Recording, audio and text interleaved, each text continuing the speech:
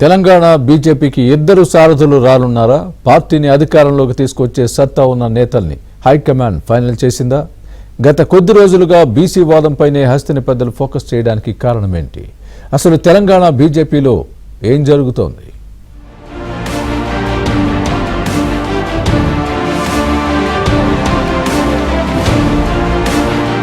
2028 ఎన్నికల్లో తెలంగాణలో బీజేపీని అధికారంలోకి తీసుకురావాలని భావిస్తున్న అధిష్టానం పార్టీని అన్ని రకాలుగా ముందుండి నడిపించే నేతకే పగ్గాలు కట్టబెట్టేందుకు రెడీ అయినట్లు తెలుస్తోంది. ఒకప్పుడు ఉన్న మూసధోరణికి భిన్నంగా అధికారంలోకి రావటమే లక్ష్యంగా నిర్ణయాలు తీసుకుంటోంది. బీజేపీలో ఆర్ఎస్ఎస్, సంఘ్ బలపరిచిన వారికే పదవులు దక్కే సంస్కృతి ఉంది. గడిచిన పార్లమెంటు ఎన్నికల నుంచి ఈ కల్చర్ పూర్తిగా మారుతూ వస్తోంది. దానిలో భాగంగా ప్రజాదరణ, సామాజిక వర్గం, పనితీరు, రాజకీయ అనుభవం ఉన్న నేతకే పార్టీ పగ్గాలు అప్పగించాలని నిర్ణయం తీసుకున్నట్లు తెలుస్తోంది.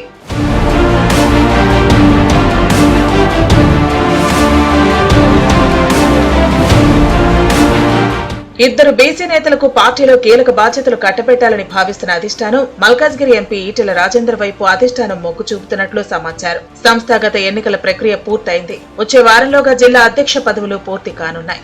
తర్వాత రాష్ట్ర అధ్యక్ష ఎన్నికలు ఉంటాయి. హైకమాండ్ ఆదేశించినట్లు అనుకున్న సమయానికి ఇదంతా కంప్లీట్ అయితే ఈ నెల చివరి వారంలో బీజేపీ చీఫ్ ను అఫీషియల్ గా అనౌన్స్ చేయనున్నారు.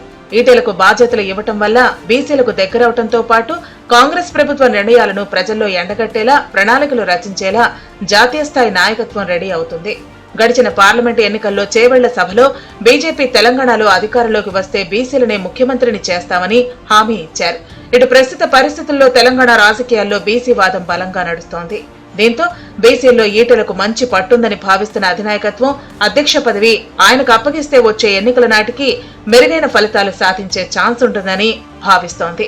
ఈటెల రాజేందర్ కు స్టేట్ ప్రెసిడెంట్, ధర్మపురి అరవింద్ కు పార్టీ వర్కింగ్ ప్రెసిడెంట్ బాధ్యతలు అప్పగిస్తే ఎలా ఉంటుందన్న యోచనలో ఢిల్లీ పెద్దలు అభిప్రాయాలు తీసుకుంటున్నారు.